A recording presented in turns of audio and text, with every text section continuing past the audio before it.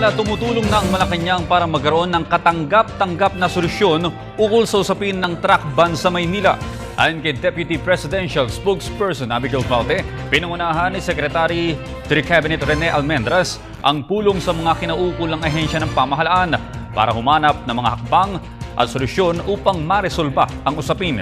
Kabilang sa mga nagpulong ang DOTC, DPWH, MMDA, LTFRB, PCDSP at PCOO.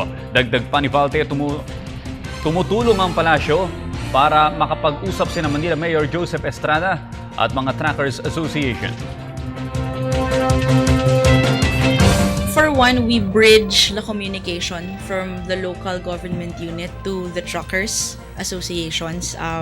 Yung tatandaan natin, it was a total ban in the beginning. Now there are window hours. So, ipupush pa ho natin yon kung paano pa tayo makakahanap ng solusyon. Kasi pareho naman po silang well-meaning. Pareho po silang may mga kanilang mga dahilan. And ang task po natin is to help them come up with a compromise that is acceptable to both.